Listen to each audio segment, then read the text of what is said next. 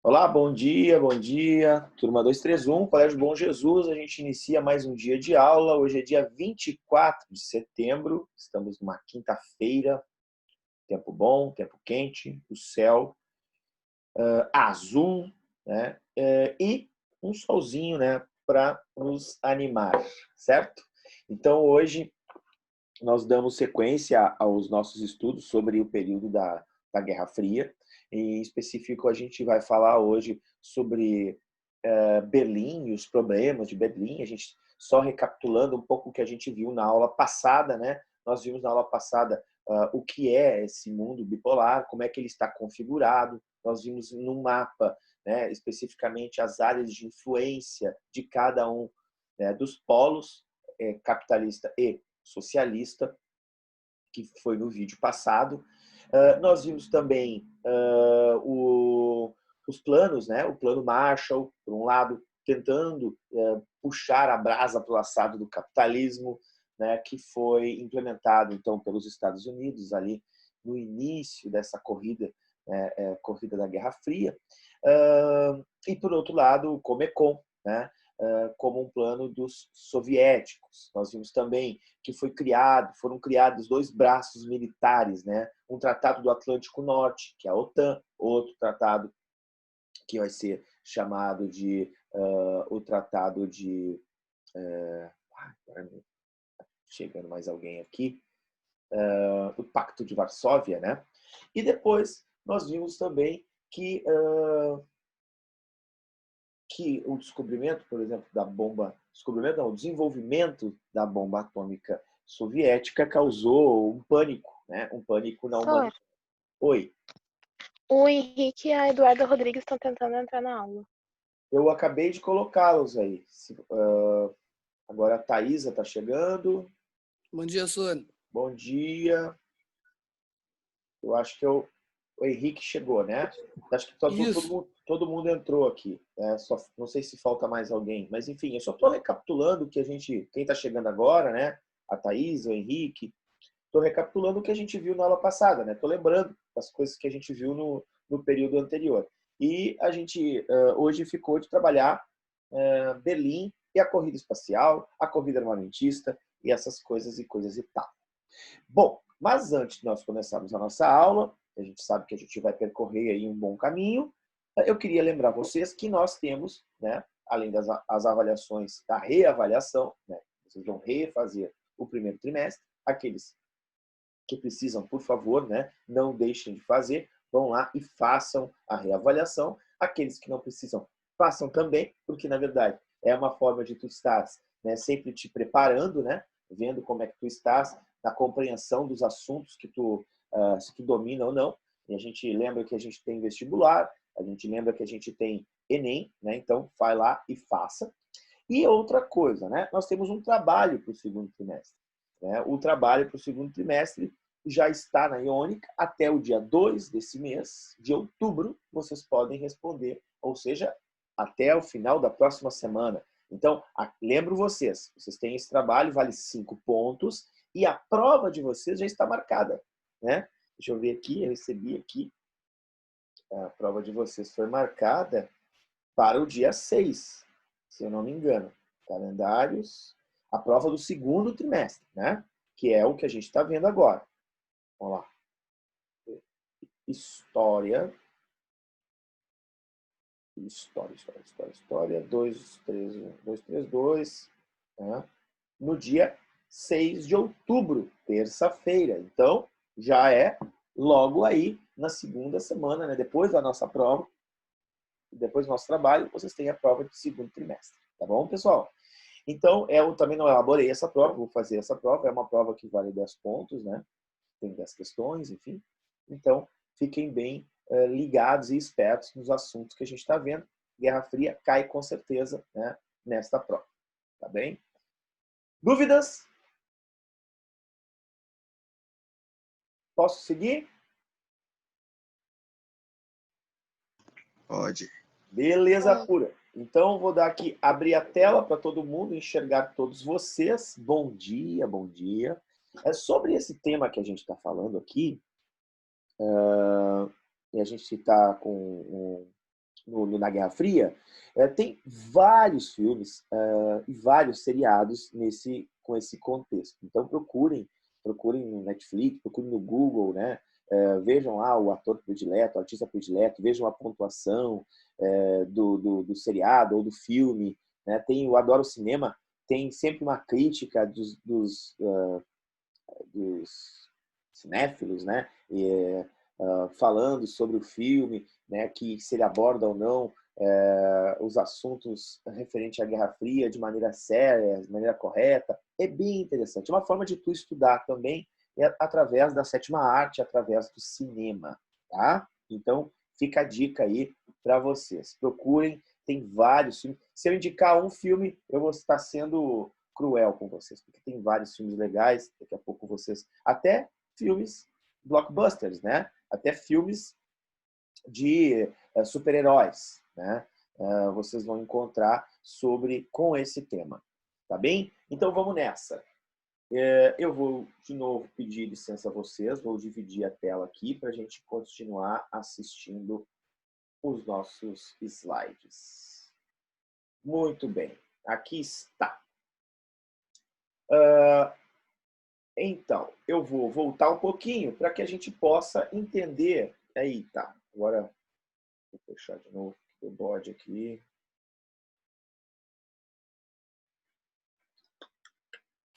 Tá, agora foi.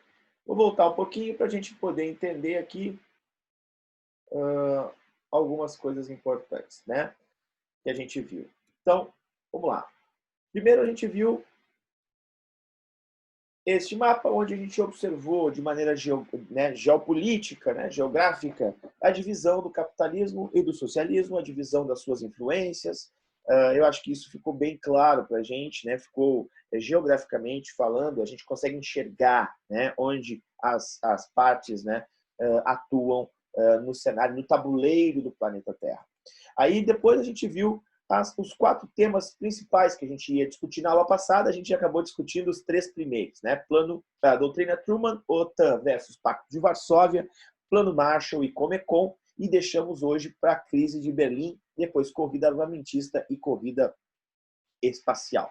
Né? Vimos a doutrina Truman com o presidente Truman em 47, justamente demonizando o totalitarismo soviético, dizendo que estava contra, e os países, então, que estão a favor dos Estados Unidos, que estão ao lado dos Estados Unidos, e o Brasil é um deles, a gente viu isso, né?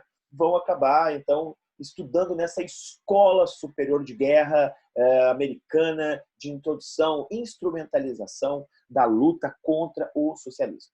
O Brasil, a Argentina, o Uruguai, o Chile, quer dizer, para a América Latina vai haver um projeto, o projeto de militarização latino-americana, justamente com este intuito de coibir, impedir, né, de expurgar da América Latina o perigo vermelho. Era assim que era tratado, então, o comunismo, o perigo vermelho. Né? Principalmente depois de 1959, onde houve a Revolução nacionalista cubana, feita por Fidel Castro, Raul Castro, Cienfuegos e Che Guevara, que vai transformar Cuba, depois da Revolução Nacionalista, em uma ilha comunista. Isso vai apavorar os Estados Unidos. Então, a América, para os americanos, vai ser como nunca, né, uma grande crise, né, de uma histeria americana no impeditivo, né, de deixar o comunismo se alastrar, o perigo do comunismo se alastrar pela América Latina. E por isso, então, vai ser implementado a militarização na América Latina, né? Ou seja, depois da independência de Cuba, em 59, em 64, ou seja, 4 anos depois, o Brasil vai sofrer um golpe militar com características vermelho e azul com estrelas. A gente viu isso nas nossas aulas de história. Influência direta dos Estados Unidos. Depois nós vimos aqui a OTAN. O que significou a OTAN? E aí a gente viu aqui a parte azul, né, que seria o Tratado do Atlântico Norte. Aí não entendemos o porquê que o Sul estava em azul. Ora, o planeta é redondo, apesar de algumas pessoas negarem que o planeta é redondo, dizerem que, por exemplo, não queremos vacina, queremos cloroquina. Meu Deus do céu. E tem também, né, o lado vermelho, também é perigoso para os Estados Unidos, que é o lado do quê? É o lado do socialismo, né? E está aqui nesse grande bloco, né, da Ásia Oriental, né? Então, do hemisfério norte, principalmente, da Ásia, né? E o vermelhinho aqui em Cuba. Essa era chamado Pacto de Varsóvia. Vimos aí, então, que esses tratados, né? Opa, passei demais aqui. Vimos que esses tratados aí foram importantes e chegamos, então, ao Plano Marshall. Plano Marshall, o que foi o Plano Marshall? O Plano Marshall foi o plano de ajuda mútua aos países que estavam ao lado dos Estados Unidos e que queriam lutar e que queriam se tornar capitalistas, e o plano da Comecon, né? Um projeto também, mais ou menos, de incentivo, de ajuda aos países comunistas, né? As diferenças básicas entre comunismo e socialismo nós vimos, né? A questão do Estado comunismo e socialismo, não, do capitalismo e do socialismo, que no capitalismo nós tínhamos a questão do individualismo, o endeusamento do consumo, né? O patrimônio físico, a propaganda, a diversidade, a democracia. Em outro lado, nós temos, então, a questão do bem-estar social, da humildade, da não acumulação de capital, né? Quer dizer, digamos assim, da mitificação do líder, no caso do stalinismo, né? Então, nós temos características diferentes com modelos diferentes. E aí chegamos, então, à crise de Berlim. E o que foi a crise de Berlim? Então, em 1948, os Estados Unidos, a Inglaterra e a França, esses três países capitalistas, se reúnem e vão conversar aqui, cara. Não podemos deixar, né, que a União Soviética domine a Alemanha por completo. E por que eles vão fazer, né, uma reunião nesse sentido? E não vão convidar os soviéticos? Porque eles querem dividir, né, a Alemanha entre eles, só entre os capitalistas. E por que a Alemanha? Né? Cara, a Alemanha, durante a Segunda Guerra Mundial, foi invadida, né, foi dominada, o exército soviético derrubou de joelhos o exército alemão, velho, entendeu? Então vocês podem assistir isso, por exemplo, num filme chamado A Queda, né? É um filme que tem 3 horas e meia de filme, é um filme muito bom para a gente entender como foi a queda dos alemães. E os soviéticos, então, marcham sobre a Alemanha, né, e dominam os alemães, né? Acabam com a guerra no fronte alemão, que era o principal fronte de batalha. Os Estados Unidos não estão nesse fronte, estão no fronte ali da Itália, né? Estão chegando na Itália, na Normandia. Então, eu queria dizer a vocês, né, que este momento, então, vai ser um momento tenso. Por que tenso? Porque eles vão dividir, não vão convidar a União Soviética, e aí o que vai acontecer? Stalin vai bloquear Berlim Oriental. Então, vão dividir Berlim no meio. E dividindo Berlim no meio sem ter acesso a Berlim, né, os países capitalistas. Então, vai ser criado um corredor aéreo que garantiu o abastecimento da cidade de Berlim, capital da Alemanha. E aí, então, vão entrar em um acordo, né, que este acordo vai dividir a Alemanha em 4 partes. Né, em 4 partes, porém, dessas 4 partes, 3 delas são capitalistas e uma delas é socialista. E aí, meus queridos, a divisão da Alemanha vai ser a seguinte. Essas 4 partes serão a Zona Francesa, né, que vai ter um aeroporto, né, na Zona Francesa, vão ter militares franceses. Aqui nós vamos ter a zona do Berlim Oeste, né, que é a zona inglesa, zona central, e aqui a zona americana, que fica mais ao sul de Berlim. Do outro lado, então, existe um pontilhado aqui que mais ou menos vai separar os dois entre Ocidente e Oriente. Nós vamos ter a RDA, que é República Democrática Alemã, que é a República da Alemanha Oriental. Berlim, leste de Berlim, vai ser dominado, então, por uma zona chamada Zona Soviética. Essa divisão da Alemanha no pós-guerra em 4 zonas de influência vai dar a cara do que vai se tornar a Alemanha mais adiante, né? Do que é a Alemanha hoje, por exemplo. Por quê? Para os soviéticos e para os capitalistas, né? Então para o socialismo e para o capitalismo, estar na Alemanha presencialmente, desenvolvendo a economia alemã capitalista e desenvolvendo a economia alemã socialista é como se fosse uma vitrine. E o que tu põe na vitrine? Tu não vai botar na vitrine a coisa mais feia que tu tem para te oferecer para o outro, né?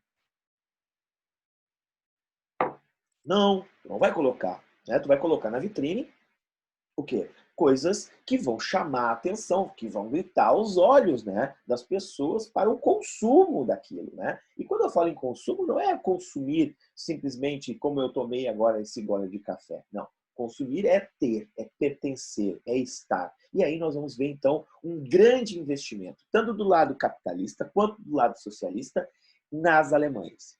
Na Alemanha Ocidental, por exemplo. Na Alemanha Ocidental, que é a Alemanha capitalista, que está no Ocidente, né, que é essa parte aqui, de acordo com o meu mouse, ó, onde nós temos a área francesa, inglesa e americana, nós vamos ter investimentos de bancos, financeiras, nós vamos ter desenvolvimento imobiliário, nós vamos ter desenvolvimento de empréstimos para pequenos negócios, grandes negócios, empréstimos para o desenvolvimento rural, né, o desenvolvimento urbano, reconstrução. A cidade foi destruída, cara.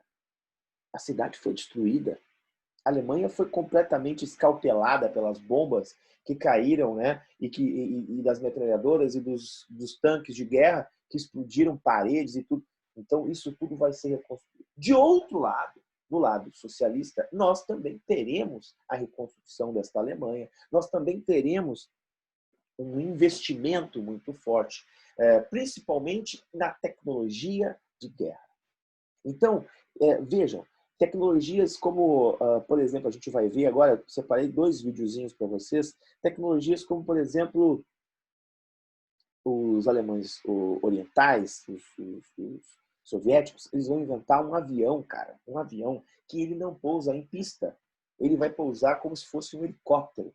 Isso gera um custo muito menor, né, para se construir, por exemplo, um porta-aviões. Porque um porta-aviões ele tem que ser uma ilha de aço, né, que tem que flutuar, meu velho. Entende? Então, tu vai para ter um porta-aviões, para comportar 10, 15, 20 aviões, tu tem que ter uma ilha de aço, cara, entendeu? No meio do oceano. Além de ser um alvo fácil, porque está aquela ilha de aço no meio do oceano, né? O avião, ele tem, o piloto ele tem que ter uma baita de uma técnica para poder pousar altas tecnologias. Então, os russos, cara, os soviéticos inventaram esse avião que é a roda, entendeu? É a roda. Então, nós vamos ter aí a corrida armamentista. Nós vamos ver que os soviéticos vão investir muito no desenvolvimento tecnológico, armamentista, espacial, técnico, certo? E isso, de certa maneira, vai entrar em descompasso com o investimento social. E aí o grande lance, né? Por quê? O investimento social, ele é fundamental, velho. Não adianta eu ter tecnologia se não tenho comida na mesa, entendeu? Não adianta eu ter tecnologia se eu não tenho um par de sapatos.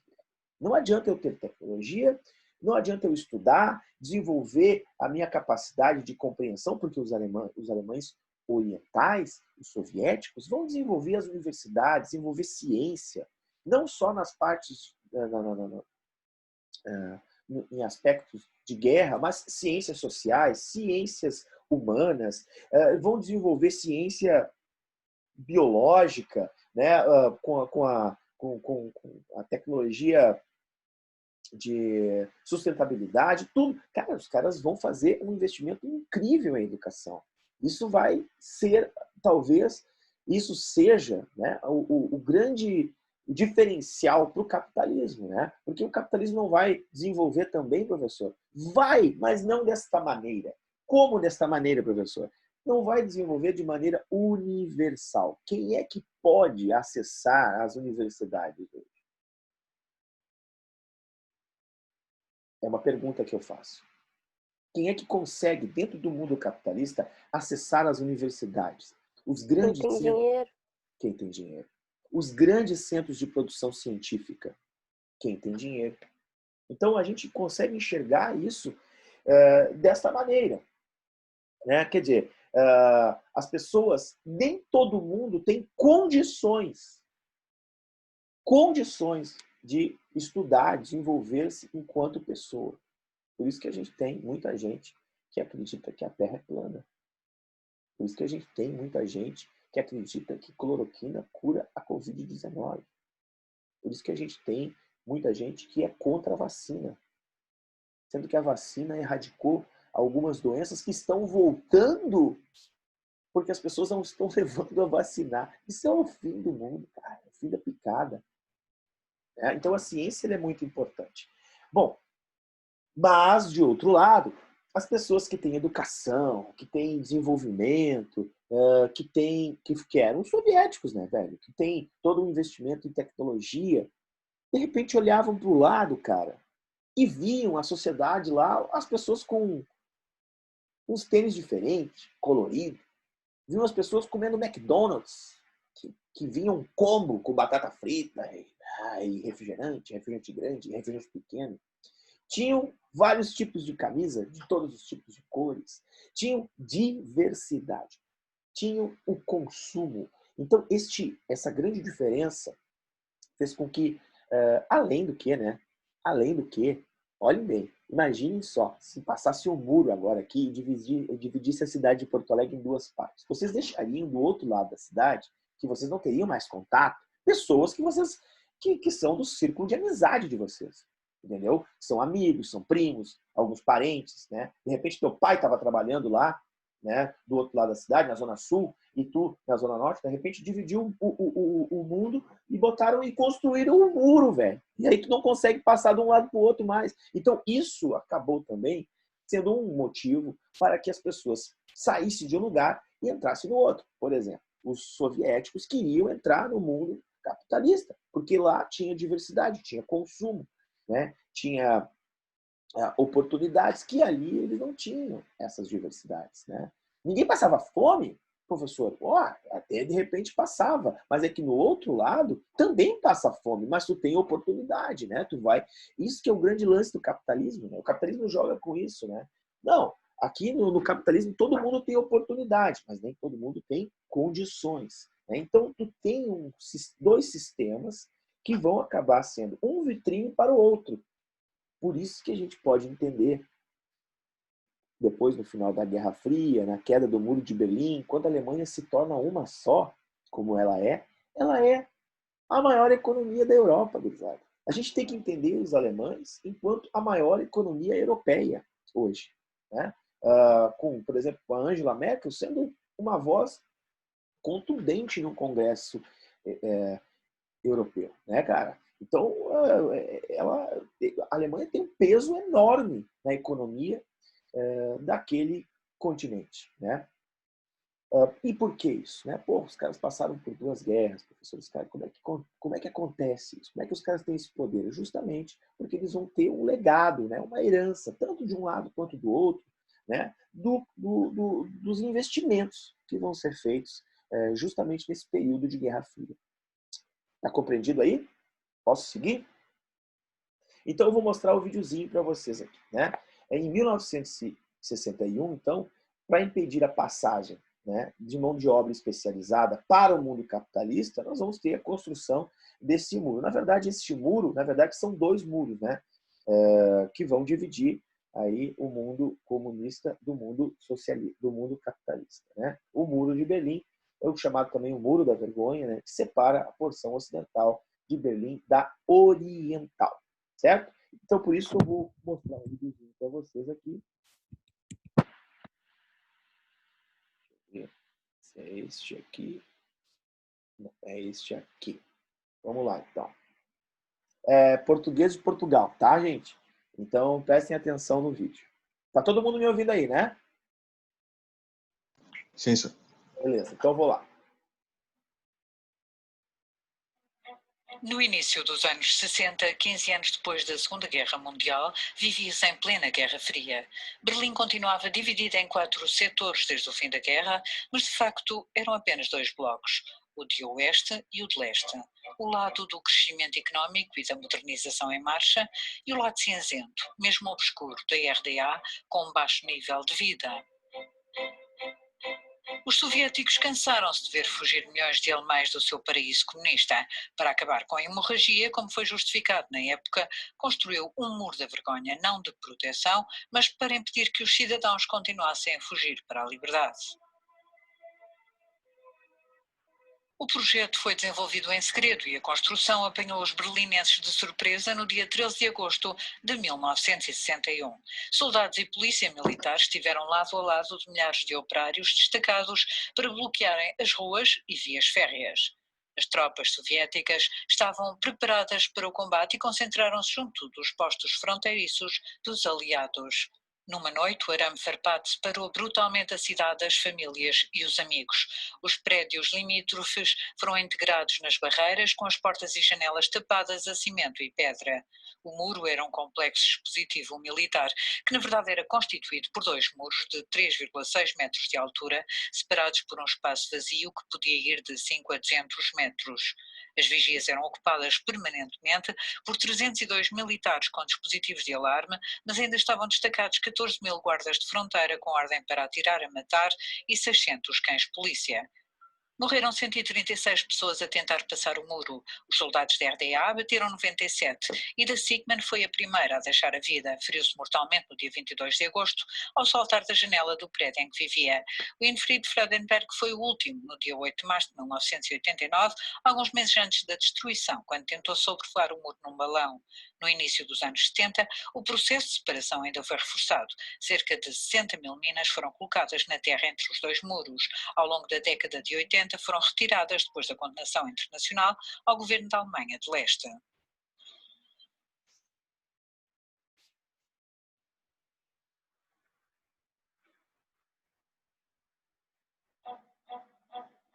No início dos anos. Então, a gente pôde observar nesse vídeo, né, através das imagens, o desespero, né, cara, das pessoas tentando passar o muro, seja por conta de uma oportunidade na vida, por fugir de um regime, ou seja para encontrar as pessoas que às vezes eram pessoas da mesma família, ou pessoas queridas, né? Enfim, então, foi esse muro foi derrubado, né, na década de 80, a gente vai estudar isso, a gente vai ver isso, né? E sobre isso nós temos um filme bem legal, que se chama Berlim, né? Um filme que vocês podem... Não é Berlim o nome do filme. Enfim, agora não me recordo. Vou na próxima aula, me cobrem que eu vou passar para vocês, né, o nome do filme, que ele vai trabalhar, de certa maneira, com uma sátira, né, a história do fim do socialismo, né, na Alemanha, e como isso vai ser importante, né, para aquele momento histórico, uma família em especial que a mãe ficou em coma, né.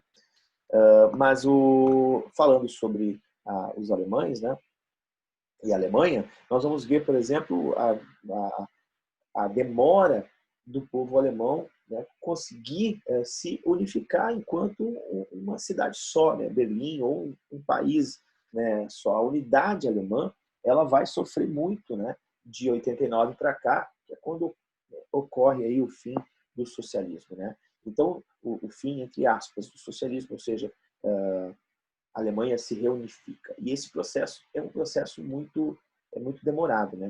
Porque as cicatrizes estão abertas ali entre um sistema e outro, entre a política, a sociedade, pensamentos, né? A própria questão estrutural, né? Então, a área oriental, né, que é da soviética, muito destruída, sucateada, enquanto a área ocidental bem desenvolvida, né? Então, nós vamos ter essas grandes diferenças que vão, de certa maneira... Eu li um artigo na Copa do Mundo do Brasil, né, que os alemães ganharam, e ganharam de maneira acachapante, né, em cima do Brasil, com o placar que foi, né, que aquele momento, então, né, foi um momento de euforia, pela primeira vez, talvez, de sentimento, né, de pertencimento à Alemanha, depois de tanto tempo, né, depois dessa cicatriz aberta, deste muro construído, da divisão do país em dois, praticamente.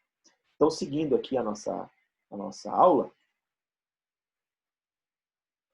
eu queria mostrar para vocês, então, que nós vamos ter a corrida armamentista. E o que foi a corrida armamentista? Foi um processo, então, pelo qual se buscava armar-se, né, no intuito de se proteger do outro. Mas isso gerava um pânico completo na humanidade, né, cara? Porque cada vez que o outro fazia investimento, descobria uma tecnologia, o inimigo, né, ou seja, o oponente, também fazia uma coisa mais mirabolante do que o outro, né? Então, com isso, nós vamos ter o desenvolvimento, por exemplo, das corridas espacial, né, que vão ser... Porque o planeta vai ser pequeno, velho. O planeta vai ser pequeno para tanto desenvolvimento tecnológico, né, que nós vamos ter. E já no início dos anos 50, né, nós vamos ter, então, essa corrida armamentista assustando demais. Por exemplo, ó, vejam aqui, os Estados Unidos, na década de 50, vão ter 350 ogivas nucleares, cara. Então, bombas atômicas, né? 350. Enquanto os russos, né, os soviéticos, vão ter 5. Pô, os caras estão muito à frente, entendeu? Dos soviéticos. Então, é esmagador. Eles são os grandes, são poderosos. Mas já em 1960, ou seja, 10 anos depois, olhem quanto de investimento, né, os soviéticos vão fazer. Que de 5, eles vão passar para 1.700.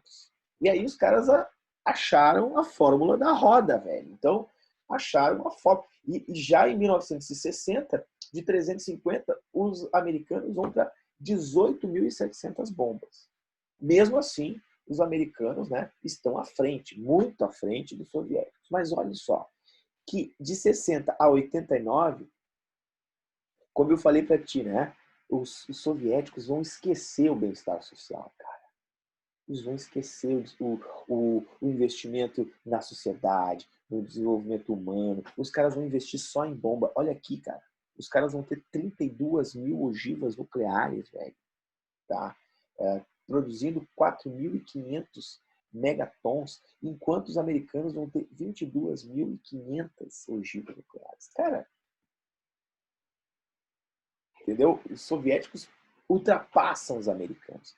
Esse investimento massivo, esse investimento incrível, né, em tecnologia militar vai gerar uma tensão terrível nos anos 60, nos anos 70, na humanidade, com o medo que pudesse acabar o planeta. Porque se um inventa botar o dedo na cara do outro, apertar o botão vermelho, como eles diziam, nós teríamos, então, o mundo ardendo em fogo. Aí nós vamos ver, então, os Estados Unidos e a União Soviética disputando o poder tanto de armas quanto de tecnologias. Diversificando, por exemplo, em foguetes, enquanto um país fabricava um foguete, o outro queria chegar à Lua, e assim por diante. Então, os principais fatos desse momento é o seguinte. Em 1957, os russos, pela primeira vez, lançam um satélite. E o satélite, por que serve um satélite? Cara, para ter previsão de tempo, para fazer espionagem, para saber sobre as questões dos movimentos militares, né, para justamente o GPS, né, para dar localização ou não, o desenvolvimento das tecnologias, por exemplo, de telefonia móvel, né? Então esses caras lançam primeiro satélite com um ser vivo dentro, cara, que era uma cachorra, velho. E aí muitos alunos me perguntam, professor, e a cachorrinha Laika, né? Ela sobreviveu? Mas claro que não, né, cara? Ela morreu, né, velho? Mas os caras mandaram, os caras são cruéis, professores são cruéis, cara. Até hoje são cruéis, fazem experimento com rato, né? Um cosmético que tu usa no teu rosto, aí, né? Que tu passa na tua mão. Primeiro passa na pelezinha do rato. Se queimar, não dá para vender, né? Se não queimar, vão poder vender. Então, foi assim que foi feito. E se chama Sputnik. Justamente o nome dado à vacina que os russos estão desenvolvendo, né, cara? Então, essa vacina vai chegar, vai ser vendida aqui no Brasil. Eu acho que o estado do Paraná comprou, né? O Bahia também. O nome dela é Sputnik, porque foi o primeiro satélite aí para o espaço. O segundo, então, os Estados Unidos a mandar, o Explorer 1. O Explorer 1 em 58. Em 61, o primeiro homem vai para o espaço, cara. O primeiro homem é um russo chamado cosmonauta. Os russos chamam de cosmonauta, cosmos, né?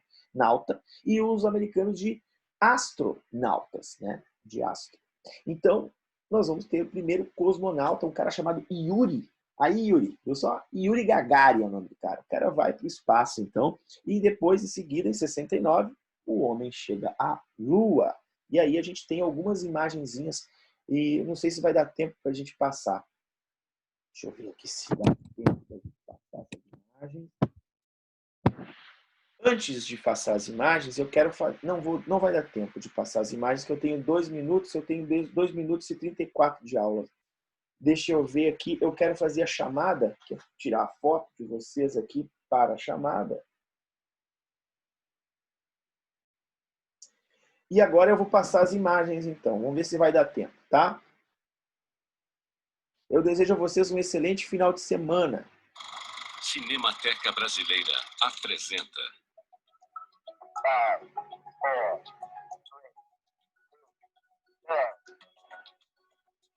Com o fim da Segunda Grande Guerra, Estados Unidos e União Soviética passam a disputar superioridade tecnológica.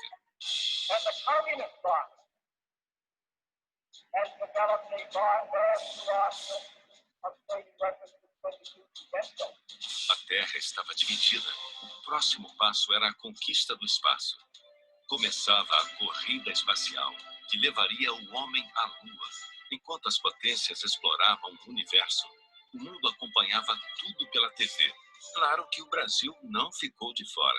Uma câmera menor será colocada na superfície lunar para mostrar Conrad e Bean recolhendo amostras lunares. As imagens captadas serão enviadas à Terra e de Houston, Texas, distribuídas para as cadeias de televisão, e por sua vez levarão aos lares de todo o mundo os detalhes de mais um gigantesco empreendimento da humanidade. Os astronautas foram os heróis da época e se tornaram verdadeiras celebridades. Esse aí, por exemplo, é o John Glenn, conversando com o presidente americano John Kennedy. E esse é o cosmonauta soviético Yuri Gagarin. Ele fez sucesso até aqui no Brasil. Todos estes são registros fundamentais de uma época em que a humanidade sonhou conquistar o espaço. É o audiovisual ajudando a escrever a história. Assista mais filmes sobre esse momento histórico no acervo da Cinemateca Brasileira.